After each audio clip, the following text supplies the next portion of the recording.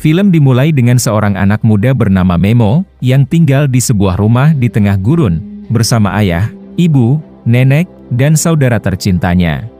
Memo dan sekeluarga menjalani kehidupan yang biasa-biasa aja, tapi ada sesuatu yang mengganggu kehidupan mereka sehari-hari, yaitu mereka gak punya pasokan air. Ini dikarenakan bendungan yang seharusnya mengalirkan air ke rumah para warga sengaja diblokir, dan bendungan itu udah dikuasai sama pihak asing dari negara yang lebih maju daripada negaranya Memo. Jika Memo dan sekeluarga mau mendapatkan air, mereka harus membayar ke pihak negara yang maju itu dulu untuk mendapatkan air dari waduk yang mereka jaga.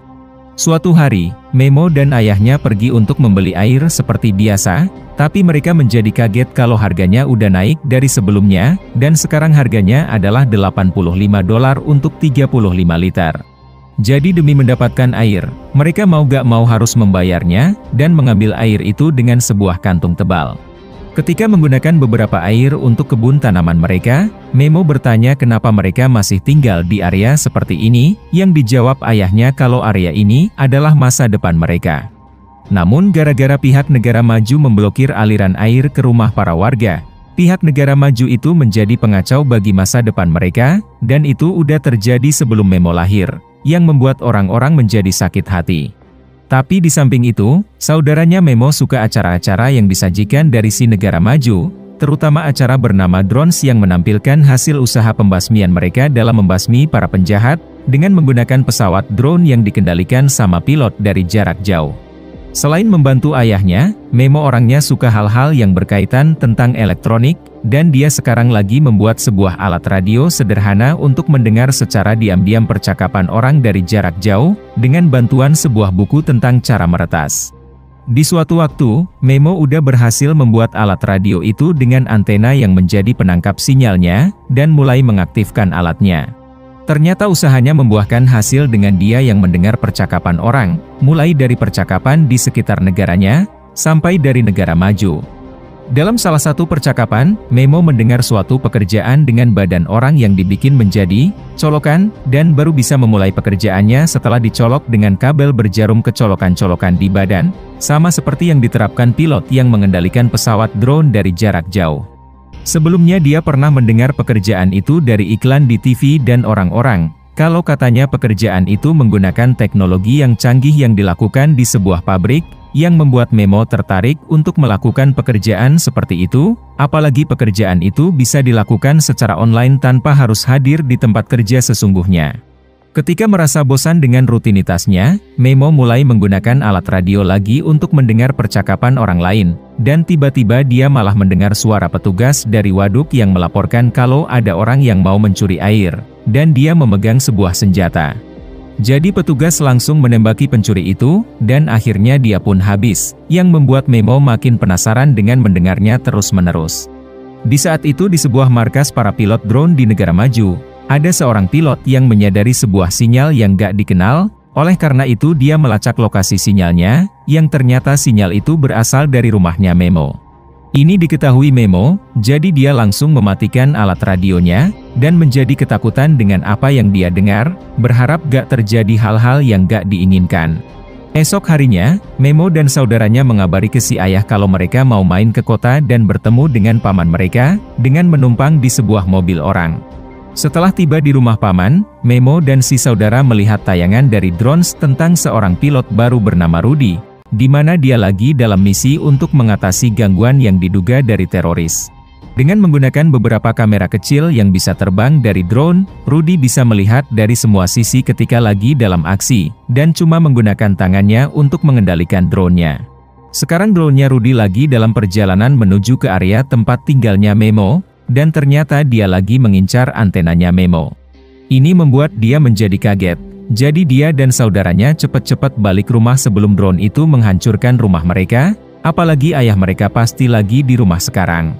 Beberapa waktu kemudian, drone-nya Rudy udah sampai di rumahnya Memo, dan setelah memastikan kalau memang ada antenanya Memo, Rudy pun menembakkan roket ke arah rumah Memo sampai hancur. Alhasil banyak warga di negara maju pada senang melihat kehancuran itu, Tapi gak lama setelah itu keluar si ayah dari rumah dengan keadaan terluka, yang dikabarkan si pembawa acara kalau kejadian ini gak biasa terjadi, karena biasanya semua penjahat pada habis hidupnya setelah ditembaki markas mereka. Awalnya Rudy sempat ragu untuk menembak, namun setelah disuruh sama pihak pusat untuk menghabisi hidup si ayah, Rudy pun mau gak mau mesti melakukannya, dan akhirnya si ayah pun habis. Alhasil Memo dan si saudara gagal untuk melindungi ayah mereka, yang membuat Memo merasa sangat bersalah udah membuat alat radio itu, dan membuat keluarganya menjadi sangat sedih. Merasa bertanggung jawab, Memo meminta izin ke ibunya untuk dia merantau ke kota besar, supaya dia bisa mencari banyak uang untuk membantu perekonomian keluarganya. Beberapa waktu kemudian ketika dalam perjalanan dengan menggunakan bus, Memo bertemu dengan seorang wanita bernama Luz, yang kebetulan mau ke kota besar juga. Ketika berkenalan, Memo melihat Luz yang udah menjadi pekerja online dengan tubuhnya yang udah ada colokan. Jadi dia bertanya di mana dia bisa mendapatkan colokan itu, yang dijawab Luz kalau Memo bisa mengambil jalan pintas dengan bantuan dari seorang calo, dan memberitahu lokasi yang ada banyak calonnya di kota besar. Setelah sampai di kota besar tersebut, Memo langsung melihat situasi kota ini yang ramai, dengan banyak orang yang sibuk untuk melakukan urusan mereka masing-masing.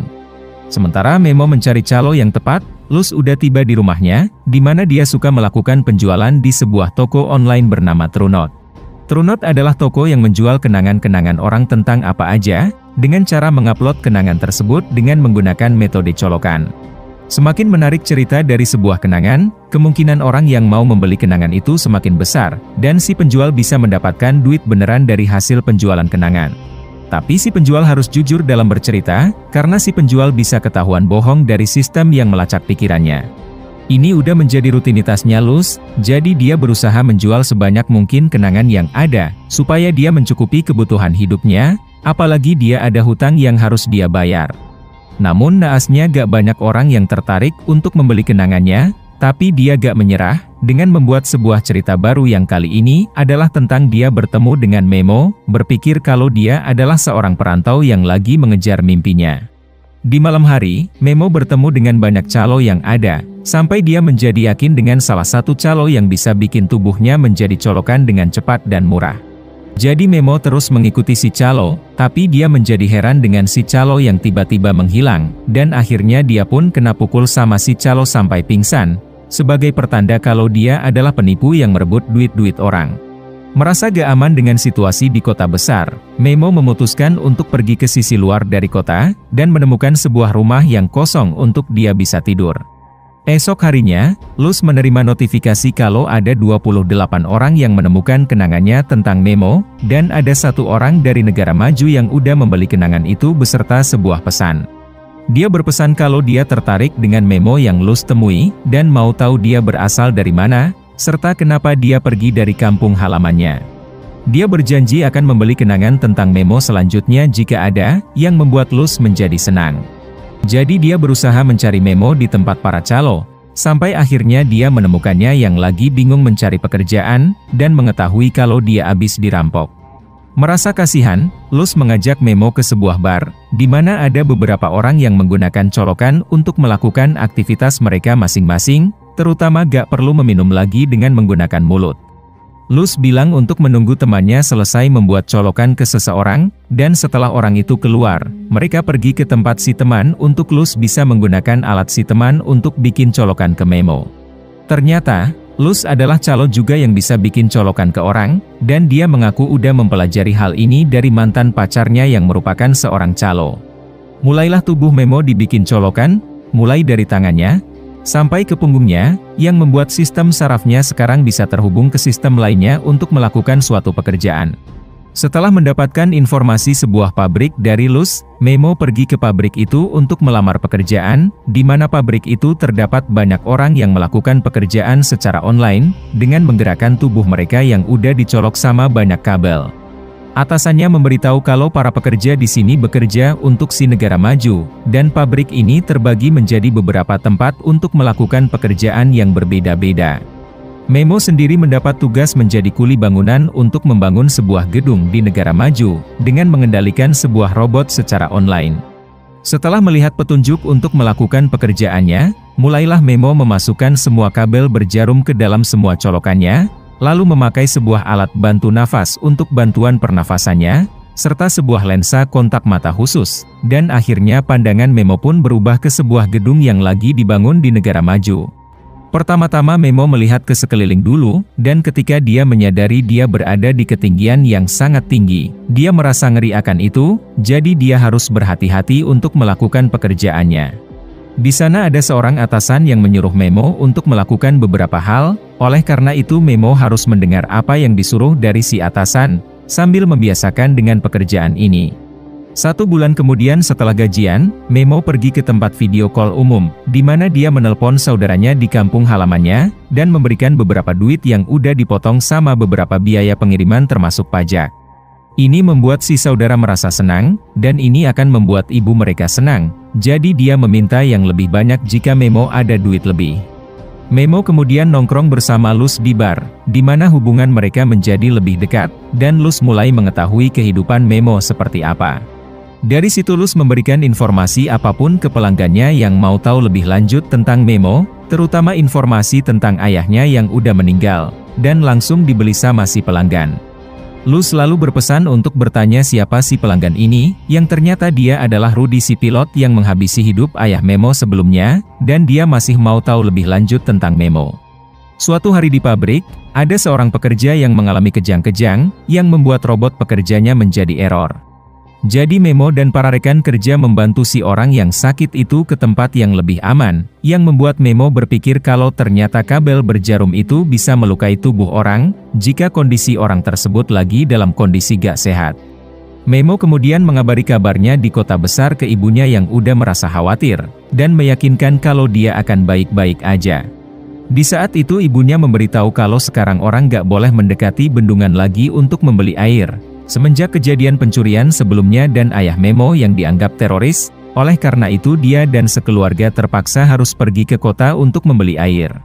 Ketika berkesempatan untuk jalan-jalan bersama dengan Luz, Memo mulai menceritakan tentang keluarganya lebih lanjut, terutama ayahnya yang meninggal gara-gara dihabisi hidupnya sama seorang pilot drone. Jadi Luz memberitahu itu ke Rudy, yang membuat dia menyadari kalau dia sendirilah yang menghabisi hidup ayahnya Memo pada saat misi pertama. Alhasil Rudy merasa bersalah, apalagi dia awalnya berasal dari negara yang sama seperti Memo, yang sekarang tinggal di negara maju bersama keluarganya. Sementara itu, Memo berkunjung ke rumahnya Luz, di mana dia bertemu dengan temannya Luz yang memberitahu kalau Luz lagi gak di rumah, tapi si teman bisa membukakan pintu untuk Memo bisa masuk dulu. Ketika dia lagi duduk di meja komputernya Luz, komputernya memberitahu secara otomatis kalau ada penjualan tentang ceritanya Memo, yang membuat dia mengetahui kalau ada orang yang udah membeli ceritanya terus-menerus, bersamaan dengan Luz yang baru pulang ke rumah. Alhasil Memo merasa gak terima dengan apa yang dilakukan Luz, karena dia udah mencari keuntungan tentang Memo untuk dijual ke Rudy, dan akhirnya dia pun pergi meninggalkan Luz. Waktu-waktu pun berlalu, di mana Memo terus bekerja keras, sampai rela bekerja lembur demi bisa mendapatkan duit tambahan, dan gak terlalu mempedulikan kondisinya. Akhirnya dia mengalami kelelahan sampai ketiduran, dan membuat dia berhalusinasi dengan robot pekerjanya yang jatuh dari gedung, jadi dia memutuskan untuk langsung menghentikan jadwal kerja lemburnya.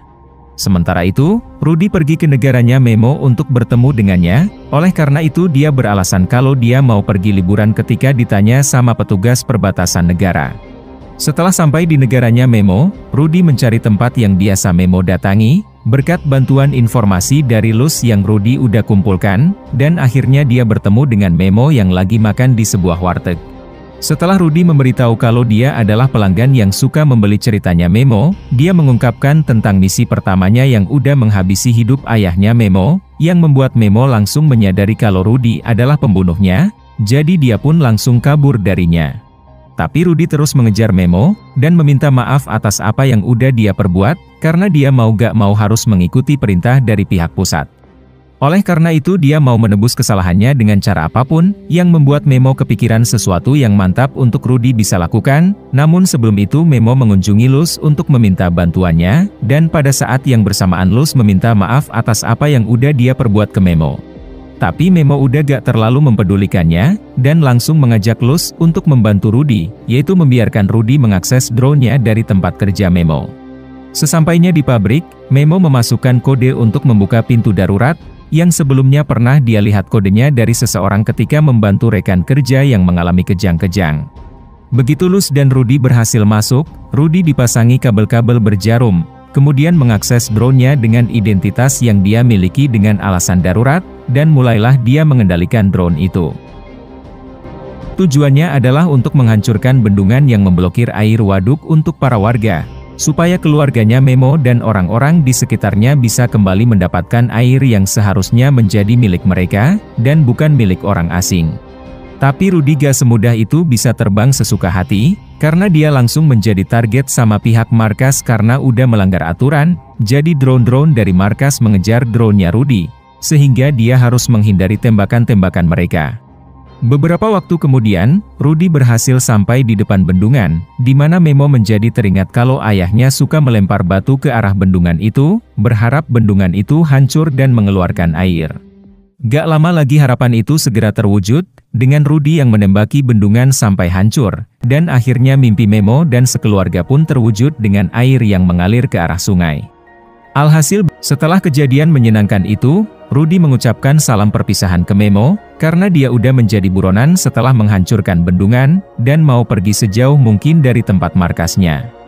Film diakhiri dengan Memo yang memutuskan untuk tetap berada di kota besar, karena dia melihat ada masa depan bagi dia di tempat ini, bersama dengan Luz yang udah menjadi kekasihnya.